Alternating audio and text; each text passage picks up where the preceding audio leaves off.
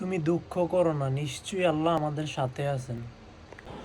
যে অন্তর আল্লাহকে স্মরণ করে সে কখনো শূন্য থাকে না। পৃথিবীতে সবচেয়ে সুন্দর চরিত্রের অধিকারী ছিলেন হজরত মুহাম্মদ সাল্লাল্লাহু আলাইহি ওয়াসাল্লাম। কন্যা সন্তান হলো আল্লাহর পক্ষ থেকে একটা রহমত। হজরত উমর রাদিয়াল্লাহু তাআলা আনহু বলেন, নিজেকে কঠিন জীবনে অভ্যস্ত করো, কারণ বিলাসিতা চিরস্থায়ী হয় না। সূরা নাহলের 18 নম্বর আয়াতে বলা হয়েছে, যদি আল্লাহর নেয়ামত গণনা করো শেষ করতে পারবে না। নিশ্চয়ই আল্লাহ ক্ষমাশীল, দয়ালু। হজরত আলী রাদিয়াল্লাহু তাআলা আনহু বলেন, তুমি জান্নাত চেয়েও না, বরং দুনিয়াতে তুমি এমন কাজ করো যেন জান্নাত তোমাকে চায়। ইবনে তাইমিয়া রহমতুল্লাহ আলাইহি বলেন, জ্ঞানী হও তবে অহংকারী হয়েও না, ইবাদত করো তবে লোক দেখানোর উদ্দেশ্য করো না।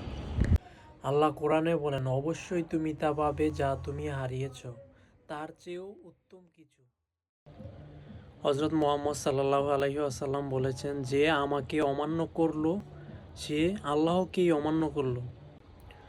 হজরত মুহাম্মদ সাল্লাল্লাহু আলাইহি ওয়াসাল্লাম বলেছেন, সেই ব্যক্তি দোজখে প্রবেশ করবে না যে আল্লাহর ভয়ে কাঁদে। হজরত মুহাম্মদ সাল্লাল্লাহু আলাইহি ওয়াসাল্লাম বলেছেন, যে আমার সুন্নতকে ভালোবাসলো সে যেন আমাকেই ভালোবাসলো। সূরা আল ইমরানের 139 নম্বর আয়াতে বলা হয়েছে, নিরাশ হয়ো না, দুঃখিত হয়ো না, তুমি জয়লাভ করবে যদি তুমি বিশ্বাসী হও। সূরা মুমিনের 60 নম্বর আয়াতে আল্লাহ তাআলা বলেন, তোমরা আমাকে ডাকো, আমি সাড়া দেব।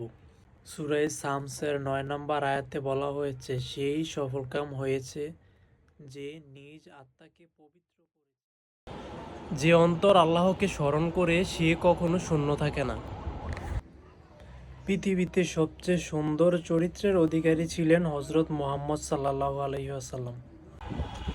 কন্যা সন্তান হলো আল্লাহর পক্ষ থেকে একটা রহমত। হজরত আলী রাদিয়াল্লাহু তাআলা আনহু বলেন, তুমি জান্নাত চেয়েও না, বরং দুনিয়াতে তুমি এমন কাজ করো যেন জান্নাত তোমাকে চায়। ইবনে তাইমিয়া রহমতুল্লাহ আলাইহি বলেন, জ্ঞানী হও তবে অহংকারী হয়েও না, ইবাদত করো তবে লোক দেখানোর উদ্দেশ্য করো না। আল্লাহ কোরআনে বলেন, অবশ্যই তুমি তা পাবে যা তুমি হারিয়েছ, তার চেয়েও